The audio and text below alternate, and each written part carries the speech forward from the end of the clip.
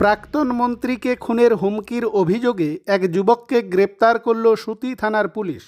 রবিবার রাতে ঝাড়খণ্ডের পাকুড় থানার ইসলামপুর এলাকা থেকে ওই যুবককে গ্রেপ্তার করা হয়। পুলিশ সূত্রের খবর, ওই যুবকের নাম হাসানুজ্জামান। ওই যুবকের দাবি, তিনি বাংলার প্রাক্তন মন্ত্রী জাকির হোসেনের মেয়েকে দীর্ঘদিন ধরে ভালোবাসতেন।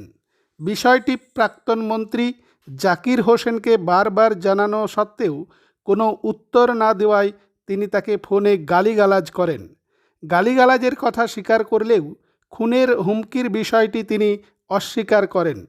সোমবার ওই যুবককে জঙ্গিপুর আদালতে তোলা হলে গোটা ঘটনা তদন্তের জন্য পুলিশি হেফাজতে রাখার নির্দেশ দেয় মহকুমা আদালত।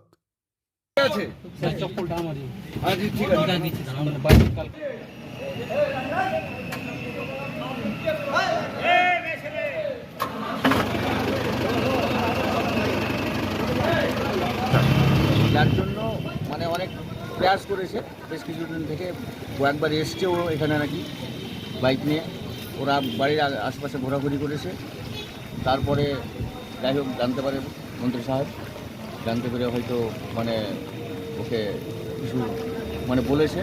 পড়ার পরিপ্রেক্ষিতে গত 4 দিন আগে না 5 দিন আগে হুমকি দিয়েছে, ওকে জানে মার হয়ে এই করে।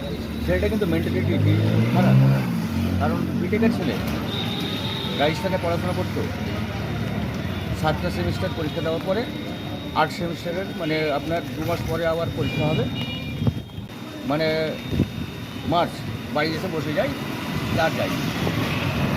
এইভাবে একজন মন্ত্রীকে হুমকি দেওয়া, প্রাক্তন মন্ত্রী হুমকি দেওয়া যায় একজন রানিং বিধায়ক? এটা আমি তো বলছি যে এটা অন্যায়, সারাসার অন্যায়। এবং এটা যেটা আমি তো শুনিনি এখন পর্যন্ত যে কী দিয়েছে, হুমকি কিসে কী বলে। আপনার ছেলে কি কাজ করে এখন? আমার ছেলে এখন বর্তমানে বললাম না যে 2016 থেকে বাড়িতেই, শুধু আর কোনো কাজ নেই। হুমকি দেওয়ার কারণটা কি মনে করছেন? কারণটা বলছে যে যেটা মেয়েটাকে ভালোবাসে, ওর মেয়েকে, মন্ত্রী সাহেবের, ওর যেটা ব্রেন বলছে, যার জন্য মন্ত্রী সাহেব অটোমেটিকলি করবে যে আমার মেয়েকে ভালোবাসবি, বুঝলে? আমার কে হয়তো 2 এক কথা বলা হয়েছে, তখনই ওইভাবে কথা বলেছে। তার বোমা মারার হুমকি দিবে? এটা কি আপনি বলছেন মেন্টালি? না স্যার, ওগুলো ব্যাপারে আমার ছেলে কোনো এর সঙ্গে জড়িত নয়। কোনো পার্টির সঙ্গে, কোনো দুষ্কৃতির সঙ্গে, কিংবা কোনো চায়ের দোকানে আড্ডাবাজি, কিংবা গুটখা পান এটা সেটা কোনো জিনিস খায় না। ওই সবার সঙ্গে কোনো নেই। আপনি কি হন ছেলে? আমি বাবা। আপনার নাম? ইমরান স্যার। আমি হুমকি দিয়েছি প্রায়। আসসালামু আলাইকুম, আমার নাম মোহাম্মদ আহসানুজ্জামান, বাড়ি ইসলামপুর, ঝাড়খণ্ডে। আমি প্রায় 2 বছর আগে থেকে আমি জাকির হোসেনকে হোয়াটসঅ্যাপে মেসেজ করি, ওর মেয়েকে ভালোবাসি আমি, সেই বিষয়ে মেসেজ করতাম।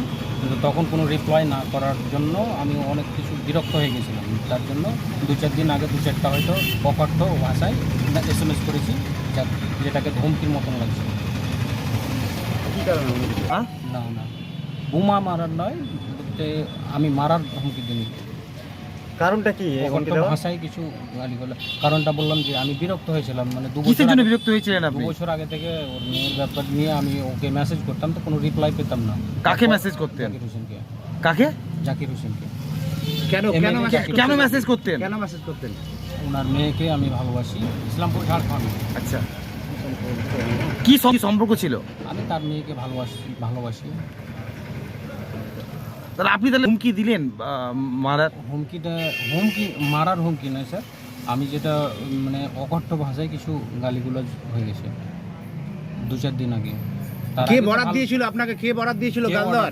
তার আগে তো আমি 2-4 বছর, 1-1.5 বছর আগে থেকে আমি মেসেজ করতাম, তখন তো কোনো রিপ্লাই করেনি। আর রিপ্লাই না, আপনি যে হুমকিটা দিয়েছেন, আপনাকে কে বলেছিল হুমকি দিতে? রাজনৈতিক দলের নেতার পরামর্শে করেছেন? না কোনো আমার নিজের। মূল কারণটা কি তবে? মূল কারণ ওটাই যে আমি বিরক্ত হয়েছিলাম, 2 বছর আগে থেকেই মেসেজ করতাম। বিরক্ত কেন হলেন? বিরক্ত, কোনো রিপ্লাই পাচ্ছিলাম না তার তরফ থেকে, বা তাকে কল করলেও তিনি টাইম দিচ্ছিলেন না। কে?